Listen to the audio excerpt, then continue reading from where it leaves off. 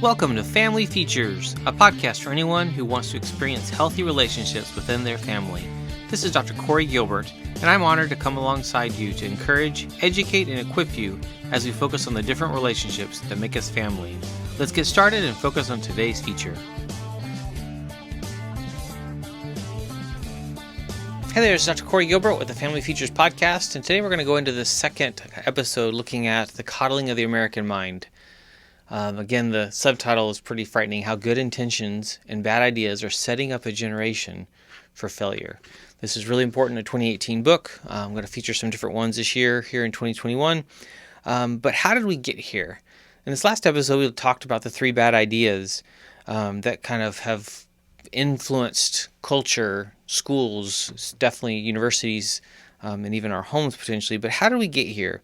We talked through about 6 or 7 ideas that have led to this. Number one, the polarization cycle. So the U.S. has experienced a steady increase in at least one form of polarization since the 1980s, affective or emotional polarization, which means that people who identify with either of the two main political parties increasingly hate and fear the other party and people in it. Affective, the emotional polarization in the U.S. is roughly symmetrical, but as university students and faculty have shifted leftward during a time of rising cross-cultural hatred, universities have begun to receive less trust and more hostility from some conservative and right-leaning organizations.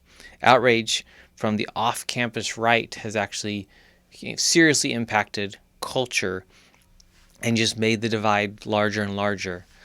And this is affecting our culture, our kids, our future, their ability to launch. Second one, so the first one was polarization cycle. Second one is the anxiety and depression. These are not new. These have always been around. But think about the impact here. The national rise in adolescent and depression that began around 2011 is our second of these areas of how we got here. So if you were born between 1995 and 2012, you're an iGen or some call it Gen Z, and those individuals are growing up more slowly. Interesting. So the iGen have a far higher rate of anxiety and depression, and this is worse for girls and young women.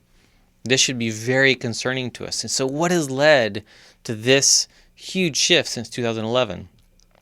The primary cause of the increase in mental health or mental illnesses is the frequent use of smartphones and other electronic devices. This is what's changed everything in our culture. Less than 2 hours a day seems to have no deleterious effect, no ill effect. More than 2 hours a day, and we have a problem. It leads to worse mental health outcomes than those that spend it less, but also more face-to-face time. That's where we're actually missing. Students and young people, teenagers, will choose to stay in their room on their phones versus going 5 doors down to a friend's house. You see less kids out on the street. You see less playing sports, just casual sports, not formal stuff, and being outside on their bicycles and stuff like that. Girls, though, may be suffering more than boys because they are more adversely affected by the social comparisons. And we've seen that with some of the new settings in the iPhone to just be more aware of your time on it. It's giving parents and young people this awareness. The goal is to help lessen the fact that more young women are being affected by this.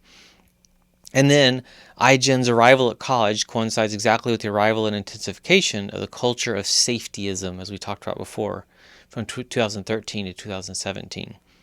So this is a big one. Third one, though, paranoid parenting.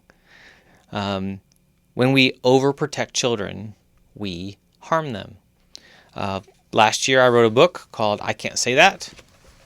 There's mine. And the beginning of this, actually 2019 I wrote this, it's 2021 now.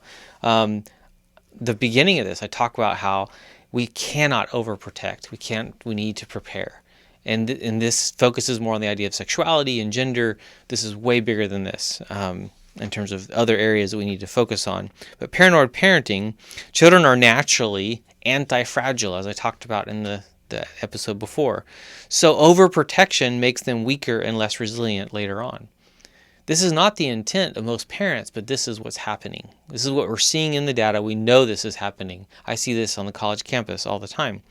Children in the U.S. and other prosperous countries are safer today than at any other point in history. So then why? Why does this continue? Well, there's still this fear of abduction. It's still very high among American parents, many of whom have come to believe that children should never be without adult supervision. When we first moved here to Oregon, our kids got in trouble and a neighbor wanted to call Child Protective Services because they were outside playing alone by themselves. It was crazy. We could not believe it. But it was true. When children are repeatedly led to believe that the world is dangerous and that they cannot face it alone, we should not be surprised if many of them believe it. Did you play on the streets alone, come home by dark, when you would come home when the street light comes on, that kind of stuff? You know, that's a different culture. And there's a lot of data showing we need to rethink this. We live in the safest time and place ever. When it comes to abductions, yes, it does happen and it's terrifying.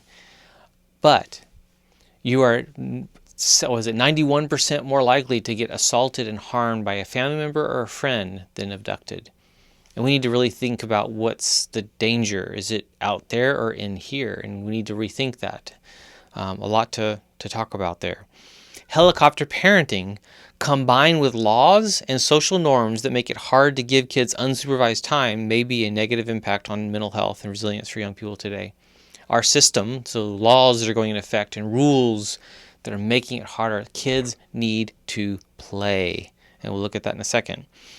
Paranoid parenting prepares today's children to embrace the three great untruths, which we talked about before, which means that when they go to college, they are psychologically primed to join a culture of safetyism. They will just fit right in. And that's not the intent of most of the parents I know, but yet that's what's actually happening as they enter that world. Number 4 is the decline of play. The decline of unsupervised, free play is our 4th here. Children, like other mammals, need free play in order to finish the intricate wiring process of neural development. This is how we're made. And we need to think through what the impact of lack of free play. And I don't mean lack of free play on Xbox. I mean outside or imagination.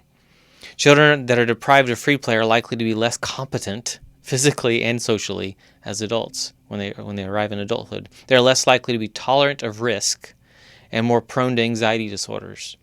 The fact is what we're creating that's coming is people that are not going to have that entrepreneurial spirit, not going to take risks.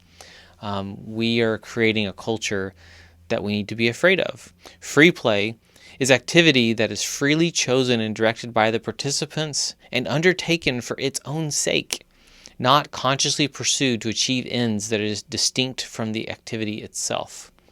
Part of our even just educational system needs to be rethought when it comes to some of that, especially for the younger years. Number 5 is the bureaucracy of safetyism. There's been a growth of campus bureaucracy and the expansion of its protective mission.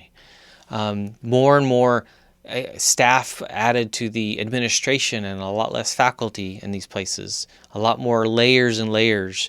Efforts to protect students by creating bureaucratic means of resolving problems and conflicts can have the unintended consequence of fostering moral dependence, which may reduce students' ability to resolve conflicts independently both during and after college.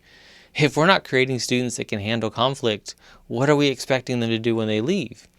When I listen to my kids have a conflict in the other room, part of what my job and goal is to not intervene, unless there's a risk of harm, but is to let them duke it out, if you will, talk it out, and then maybe process it later, especially if I'm able to hear it. Very important to use that. Now, the 6th one is an interesting one, the idea of the quest for justice. Now, this one can get messy because it's the whole social justice movement, which has incredible pieces to it, but is, I think, a thing to think about as a whole. Two intuitive notions of justice is the distributive justice, the idea of the perception that people are getting what is deserved, and procedural justice, the perception that the process of by which things are distributed and rules are enforced is fair and trustworthy. So what do we do with this? Because we have these different influences that influence how our kids grow up. And we have these different things and systems that are in place in the academics and homes, our churches, that I think, again, back to the title, how good intentions, but also bad ideas are setting up a generation for failure.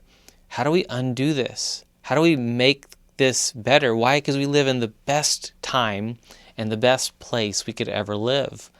You are safer than ever, yet we don't live that way. We live more afraid and more full of fear, more I would say trapped. It's not freedom. So how do we undo this?